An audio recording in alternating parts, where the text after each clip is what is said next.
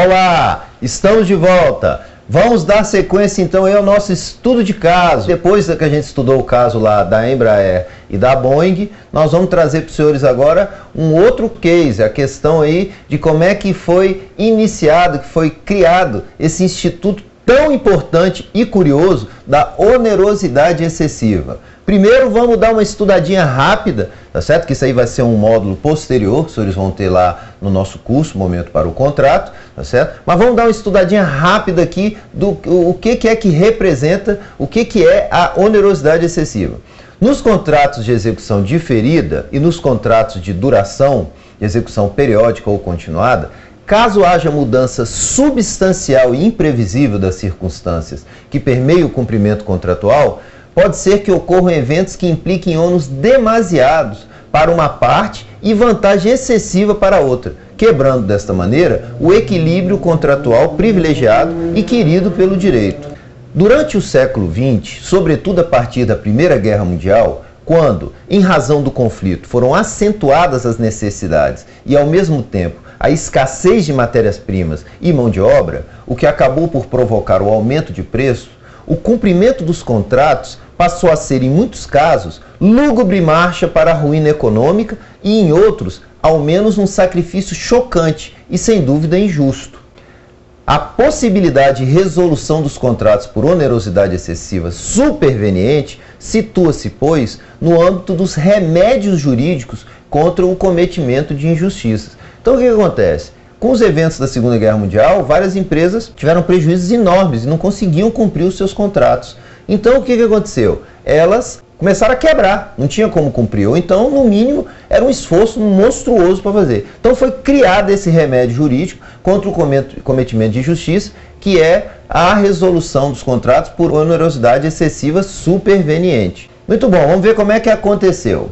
A ideia de possibilidade de resolução judicial do contrato por conta da superveniente onerosidade excessiva de uma das partes, ganhou força modernamente em plena Primeira Guerra Mundial, a partir do célebre julgamento ocorrido em março de 1916, em questão travada pela Compagnie Générale de Clerège de Bordeaux e a cidade de Bordeaux, na França. Surgia assim a teoria da imprevisão, a partir da conhecida lei Fayot da França, em janeiro de 2018, que possibilitou a sua aplicação para permitir, diante da alteração das circunstâncias contratuais, em razão de eventos imprevisíveis e extraordinários, a revisão judicial do contrato, de modo a extingui-lo ou alterá-lo, a fim de restabelecer o equilíbrio entre as partes, tal como previsto no início do contrato. Então nós temos aí um certificado da Companhia de Clerège de Bordeaux, tá certo? E o que aconteceu é que ele então recorreu à justiça,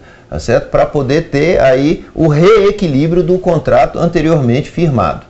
Vamos então entrar no case, tá certo? Em si, e ver como é que aconteceu essa situação da empresa de iluminação geral de Bordeaux e a cidade de Bordeaux, que era o concessionário, tá certo? E a cidade que deu a concessão. Neste caso, a empresa de iluminação geral de Bordeaux procurou obter da cidade de Bordeaux uma compensação financeira, uma vez que manteve seu serviço de distribuição de gás, apesar do aumento muito forte no preço do carvão, matéria-prima da produção de gás, multiplicada por 5 entre a assinatura da concessão de iluminação e o ano de 1916. Com efeito, devido à guerra, a maior parte das regiões produtoras de carvão foi ocupada pela Alemanha e o transporte por mar também se tornou cada vez mais difícil. Aí nós temos uma foto aí da companhia aí de eletricidade, tá certo? Que evidente fornecia gás e fornecia eletricidade. Vamos lá, como resultado da recusa da cidade de Bordeaux em atender ao pedido da referida empresa, a cidade de Bordeaux falou, não, eu tenho um contrato para cumprir, ok? Eu não tenho, não vou mexer, não existia, nós estamos tratando uma mudança que houve. Então, a princípio, ela fechou a porta, falou, não, eu vou me recusar a atender o pedido de compensação financeira. Esta última companhia, claro, recorreu para a província de Gironde, a qual, por sua vez, também rejeitou o pedido por decisão em julho de 1915. Assim, a Bordeaux Lightning decide recorrer dessa decisão ao Conselho de Estado, que emitirá a decisão. A questão submetida ao Conselho d'État, o Conselho de Estado, era, portanto, saber se as condições de preço previstas por um contrato de concessão, em caso de acontecimentos imprevisíveis, como guerras, causam danos à outra parte contratante, A administração poderia ser modificada, o contrato poderia ser modificado em benefício do referido concessionário? Essa era a dúvida que estava colocada para o Conselho de Estado.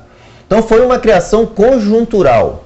Nós temos aí uma belíssima foto aí do salão do Conselho de Estado. Muito bom. Os juízes do Conselho de Estado recordam, em primeiro lugar, que, em princípio, o contrato de concessão resolve definitivamente as obrigações da parte até o seu termo, até o seu cumprimento. E que a variação do preço das matérias-primas é apenas uma das consequências do contrato, considerado aceite e inserido com o consentimento dos contratantes. Então o Conselho de Estado falou, olha, é o seguinte, esse negócio de aumento de matéria-prima, tá certo? Está embutido aí no risco do contrato, tá certo? E o contrato, evidentemente, que o término do contrato, além das obrigações, é o seu termo, você tem uma data final, então você tem que cumprir, se tiver aumento, tá certo? Você vai ter que cumprir.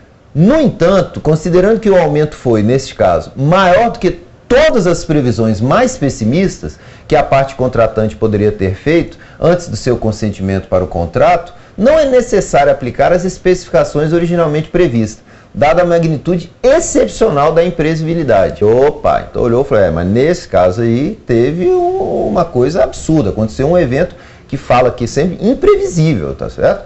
Muito bom. O Conselho de Estado decide, portanto, que a empresa terá que fornecer o serviço de qualquer maneira, arcando com a parcela de déficit que poderia razoavelmente ter antecipado, enquanto a cidade lhe pagará uma provisão para saque cobrindo o restante do déficit, condições de implementação da teoria da imprevisão. Então o que acontece? O Conselho de Estado julgou e falou, bom, você vai ter que pagar o aumento que poderia ser razoavelmente previsto. Então aumentou aí, dobrou, por hipótese. Não, isso aí você vai ter que segurar. Isso aí você vai ter que, porque é previsível, pode acontecer. Agora, como aumentou 5 vezes, as outras 4 vezes o Estado vai ter que, a cidade de Bordeaux vai ter que lhe ressarcir. Okay? Dessa forma foi criada a teoria da imprevisão, porque é imprevisível, é um evento imprevisível. Com uma guerra mundial, então realmente é uma coisa inimaginável. Mas aconteceu e dessa feita aqui então foi implementada a teoria da imprevisão. Vamos ver então, depois foi promulgada uma lei, a renomada Lei Failliot, a célebre lei francesa, editada em 1918 e justificada na deterioração econômica provocada pela Grande Guerra e que determinou a revisão judicial dos contratos por fator superveniente. Então tá certo, aí dessa feita então a teoria da imprevisão foi legalizada, porque antes foi só um julgamento. A Lei Failliot é que realmente fechou o caixão e falou, olha, realmente existe a teoria da imprevisão, existe essa situação, então está aqui sedimentado o entendimento de que pode haver um refazimento da condição lá contratual. Excelente, dessa forma terminamos aí outro case e aguardamos então os senhores lá no curso, agradecendo a audiência e esperando sempre que tenha sido útil e tenha sido, no mínimo, interessante essa exposição. Obrigado!